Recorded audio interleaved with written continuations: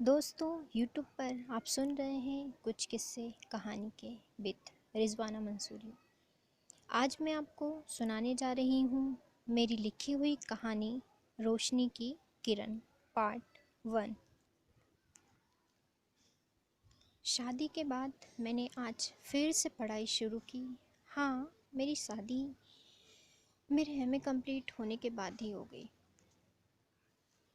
घर परिवार अच्छा था, लड़का इंजीनियर जो था, तो माता पिता ने भी देर नहीं की और शादी पीजी के बाद ही हो गई।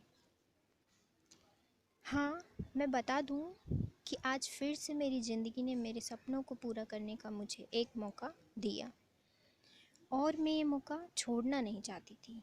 मैं अब पूरी मेहनत से अपनी पढ़ाई कर रही थी। सुबह जल्दी उठकर अपनी थीसिस लिखना शुरू कर देती और रात तक अपने इस काम में व्यस्त रहती। हाँ, बीच बीच में ब्रेक भी ले लिया करती थी। अरे, कहीं आप ये ना सोचने लगें कि मैं दिन रात पढ़ाई करती हूँ।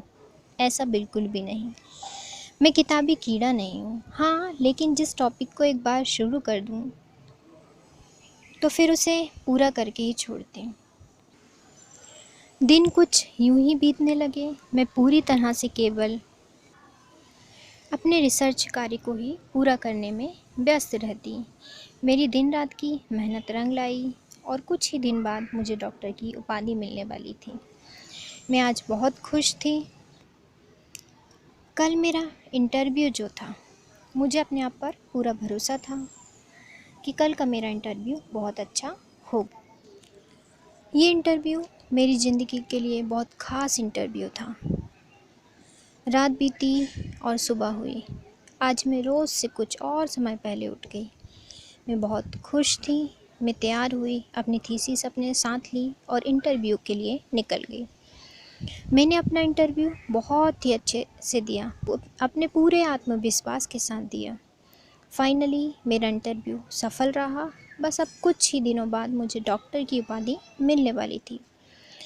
मैं हमेशा से अपने नाम के आगे डॉक्टर लगाना चाहती थी, जो आज आने वाले समय में हकीकत में पूरा होने वाला था। कुछ दिन यूं ही बीते। याद है मुझे, वो सोमवार का दिन था। मैं उस दिन बालकनी में झाड़ू लगा रही थी। तभी डोरबेल बजी। माँ ने जाकर दरवाज़ा खोला। मैंने माँ से पूछा, माँ कौन आया है? माँ ने कोई जवाब नहीं दिया। मैं हॉल में आई। मैंने माँ से फिर पूछा, माँ कौन है? कुछ देर बाद उधर से आवाज़ आई, केशव। सामने केशव था। केशव मेरा पति। मैं वहीं सोफे पर बैठ गई। केशव ने मुझे कहा, किरण मैं तुम्हें लेने आया हूँ, मेरे साथ चलो। मुझसे बहुत बड़ी भूल हो गई, मुझे माफ़ कर दो किरण। मैं कुछ देर चुप रही। मैंने केशव के साथ जाने से इनकार कर दिया। केशव अब वापस अपने घर जा चुका था।